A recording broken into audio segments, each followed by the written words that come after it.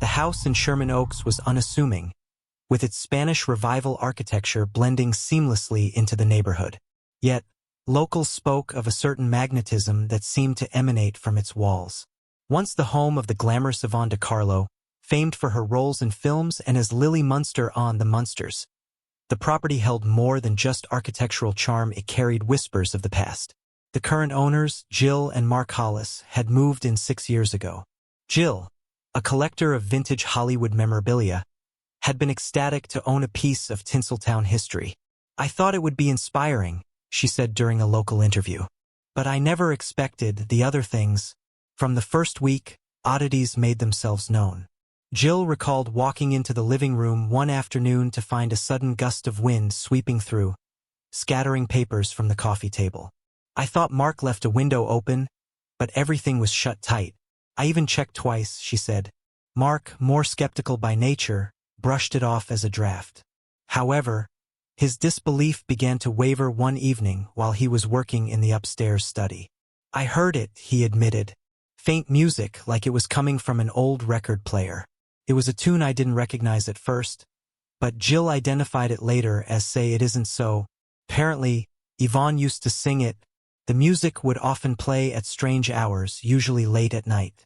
It wasn't blaring or intrusive, just a soft, melancholic hum that seemed to float through the house. No devices were ever found to explain it. Then there were the gusts. Unlike ordinary drafts, these were peculiar, localized to specific rooms, often sudden and chilling. The dining room seemed to be the most affected. Guests would shiver despite the warm California climate, some even claiming they felt as if someone had walked past them. The most unnerving incident occurred one rainy November night. Jill had been sitting by the fireplace, sipping tea, when she heard footsteps from the hallway. "I called out to Mark, but he wasn't home," she recounted. "I stood up, and there it was again, this soft, measured tread, like someone in heels. It stopped just before the living room. Terrified, she stood frozen, clutching her teacup. And then the music started, a haunting rendition of I'll Remember April. The sound was clear, yet no source could be found. When Mark returned, the music had faded, but Jill refused to be alone in the house for weeks. Despite these occurrences, the Hollises chose to stay. "It doesn't feel malicious," Jill explained. "If anything, it's comforting. Like she's still here, humming her favorite songs." Over time, they leaned into the home's quirks, even hosting small gatherings where they'd play Yvonne De Carlo's old records in her honor. And every now and then, when the air shifted unexpectedly or the faint strains of a forgotten melody filled the space, they'd smile knowingly, feeling as though they'd been briefly touched by a star. The Hollises adjusted to the house's peculiarities, though the mystery of its occurrences remained unsolved. Over time, Jill began to feel a strange connection with Yvonne De Carlo, not just as a fan, but as though the actress herself were guiding her. Jill had taken to reading about Yvonne's life, poring over biographies and interviews, learning about her loves, her struggles, and the music that had comforted her in darker times. One quiet evening, Jill found herself drawn to the small sunroom at the back of the house, a space she'd rarely used. The room was bathed in the golden light of sunset, casting long shadows across the floor. There, on the windowsill, was something she swore hadn't been there before. An old, tarnished locket. It was delicate, with intricate filigree detailing, and when Jill opened it, she discovered a faded black and white photograph of a young woman, Yvonne.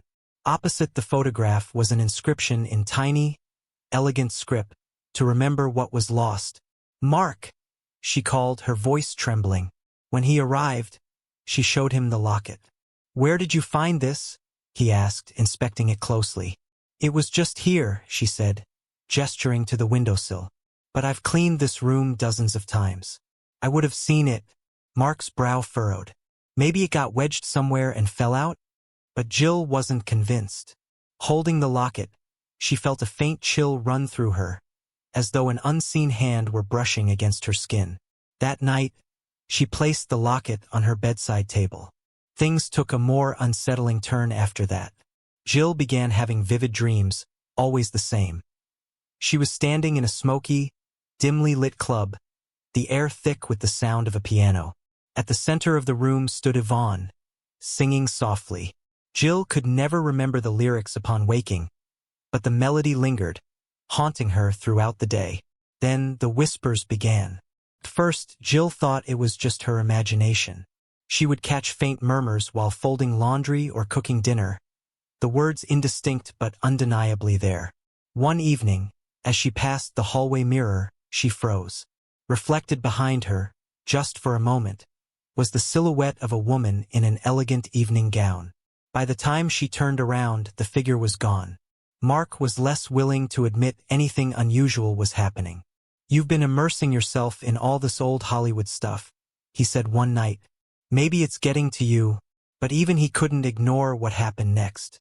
One morning, they woke to find the living room transformed. Dusty sheet music was scattered across the piano, though they didn't own any sheet music.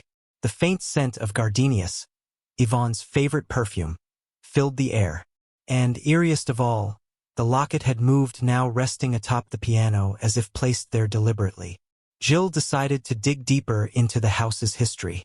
She contacted a historian who specialized in old Hollywood estates, hoping to uncover more about Yvonne's life in the home.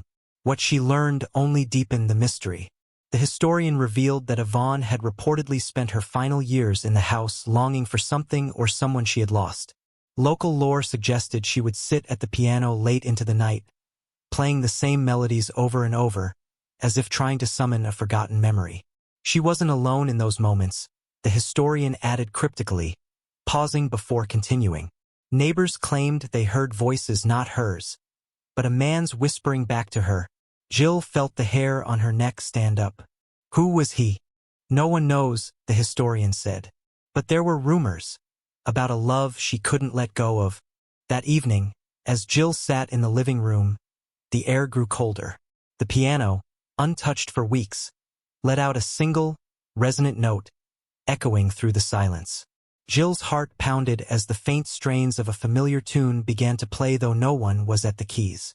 Mark rushed in, his face pale. "Did you hear that?" Before Jill could answer, a whisper clear and deliberate broke the stillness. "Help me find it. Don't forget to subscribe and like if you liked this story." The whisper lingered in the air, sending an icy shiver down Jill's spine. "Find what?" she managed to whisper back, her voice barely audible. But no response came, only the heavy silence of the room, punctuated by the faint creak of the house settling. Mark stood frozen, his hand gripping the back of a chair for support. "Did you hear that too?" he asked, his voice shaky. "Yes," Jill said, staring at the piano. The room felt alive, charged with an energy that was both captivating and unnerving. She took a cautious step forward, her eyes scanning for any sign of movement. The locket still rested atop the piano, gleaming faintly in the dim light. Mark broke the silence. "This is getting out of hand, Jill. We need to get someone, an expert or something, to figure out what's going on." Jill nodded reluctantly, but deep down, she felt a strange pull, as if the house itself were calling to her. That night, as they lay in bed, Jill couldn't sleep. Her mind raced with questions. What was Yvonne searching for? And why was she reaching out now? In the early hours of the morning, Jill was jolted awake by a sudden noise, a soft but distinct melody coming from the living room. She nudged Mark awake, and the two of them crept downstairs together. The piano was playing itself. The keys moved as though guided by an invisible hand, producing a hauntingly beautiful tune. Jill recognized it immediately. It was "I'll Remember April," one of Yvonne's favorites. "Jill, this isn't normal," Mark whispered, but Jill barely heard him. Her attention was drawn to the locket on the piano, which now seemed to be glowing faintly. As the melody played, the inscription inside the locket flashed in her mind, "To remember what was lost." Compelled by an unseen force, Jill reached out and picked up the locket. The glow intensified, and suddenly, the room seemed to shift. The air grew warmer, and the faint sound of laughter echoed faintly, as if coming from a distant memory. "Do you hear that?" Jill asked, her voice trembling. Mark nodded, his eyes wide. "It's like people talking, laughing." The scene around them began to change. The living room's modern furnishings seemed to fade, replaced by the vintage decor of another era. The scent of gardenias filled the air, and for a moment, Jill felt as though she had stepped back in time. Standing by the piano was a figure. She was faint, like a reflection in fogged glass, but unmistakable Yvonne De Carlo, dressed in an elegant gown. She turned toward Jill, her expression both longing and pleading. "Help me," she said again, her voice resonating with a depth that sent chills through Jill. "Help you with what?" Jill asked, clutching the locket tightly. Yvonne's form flickered, and the room seemed to shimmer. Then, as quickly as she appeared, she was gone, leaving behind only the faint echo of her voice. "Find it before he does." "Before who does?" Jill shouted into the empty room. The answer came not as words but as a sensation, a cold, oppressive presence that seemed to press down on them. The piano let out a discordant crash, and the glowing locket in Jill's hand suddenly grew so cold it burned. Mark grabbed her arm, pulling her back. "We need to leave, Jill. Now." But Jill couldn't shake the feeling that leaving would only make things worse. Whatever was happening, it wasn't finished. And whoever he was, she feared he was already closer than they realized. Jill stood frozen in the middle of the room, her mind racing. The oppressive cold was suffocating, as though the house itself was holding its breath. The locket in her hand seemed to pulse faintly, almost like a heartbeat. "Mark," she whispered, barely able to form the words. I think it's a warning." "A warning for what?" Mark hissed, his eyes darting around the dimly lit room. The faint scent of gardenias had faded, replaced by something darker, damp, metallic, and vaguely reminiscent of rusted iron. Jill didn't answer.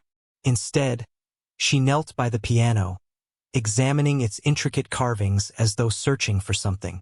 Her fingers brushed over a small, almost imperceptible notch near the base of the instrument. She pressed it instinctively, and a hidden compartment sprang open with a soft click. Inside was a folded piece of paper, yellowed with age. Jill unfolded it carefully, her hands trembling. The paper was blank except for a single sentence scrawled in an elegant, looping script. "He watches from the shadows." Mark leaned over her shoulder. "What the hell does that mean?" Before Jill could respond, the room was plunged into darkness. The lights flickered violently, and the air grew heavy with an unnatural silence. Then came the sound, low, guttural, and resonant, like a distant growl reverberating through the walls. Mark grabbed her arm. "We're not staying here to figure it out. Come on." But Jill couldn't move. The locket in her hand began to glow again, casting faint beams of light that danced across the walls like ghostly fingers. Shapes began to emerge in the flickering glow, shadowy figures that seemed to shift and writhe, their forms indistinct yet undeniably human. One figure stepped forward, separating from the others. It was taller than the rest, its outline sharper, more defined. Jill's breath caught in her throat as she realized it wasn't just a shadow, it was watching her. The figure raised a hand, and the growling sound deepened, vibrating through the floor. "He's here," Jill whispered, the words tumbling out before she could stop them. Mark yanked her to her feet, but as they turned to flee, the front door slammed shut with a deafening crash. The temperature plummeted further, and the shadowed figure began to advance, its movements slow and deliberate. "Give it back," a voice rasped, low and guttural, yet somehow carrying an air of authority. "Give what back?" Jill cried, clutching the locket instinctively. The figure stopped, its head tilting as though considering her. The other shadows writhed around it, their movements frantic and chaotic. "It was never yours," the voice continued, dripping with venom. Jill glanced at the locket in her hand, realization dawning. This wasn't about Yvonne, at least not entirely. The locket, the music, the whispers, everything had been a message, a desperate cry for help. But now, it seemed, they had drawn the attention of something far darker. The figure's hand extended, and the room seemed to warp around it. Jill could feel the pull, a magnetic force trying to wrench the locket from her grasp. She held on tightly, her knuckles white, as Mark shouted her name. his voice barely audible over the growing cacophony of noise and shadow. "What do you want?" Jill screamed, her voice breaking. The figure stopped, its form flickering like a dying flame.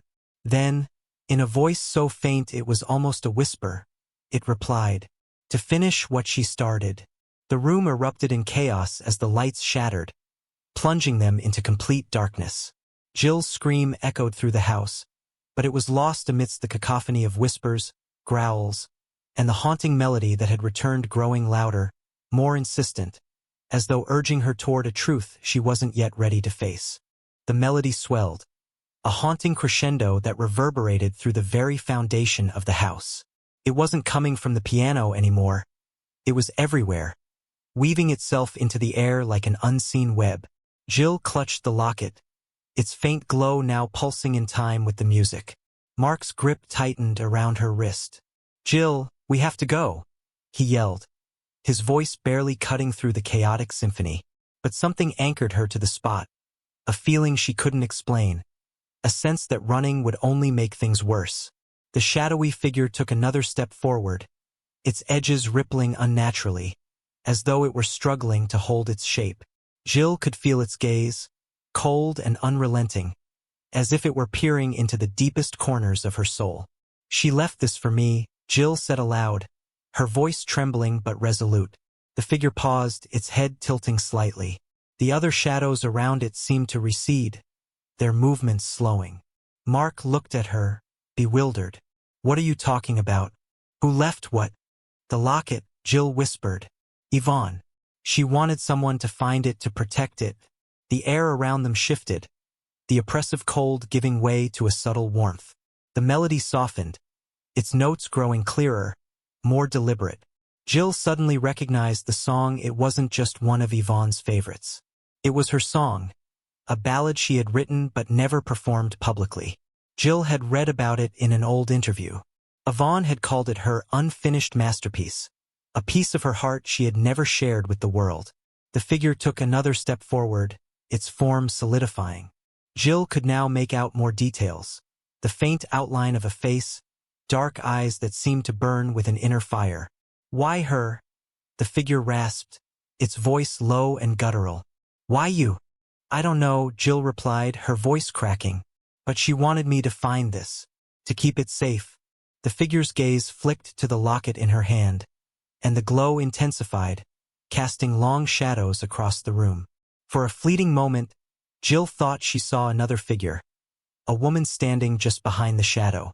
It was Yvonne, her face serene but resolute, her hand resting lightly on the shadow's shoulder.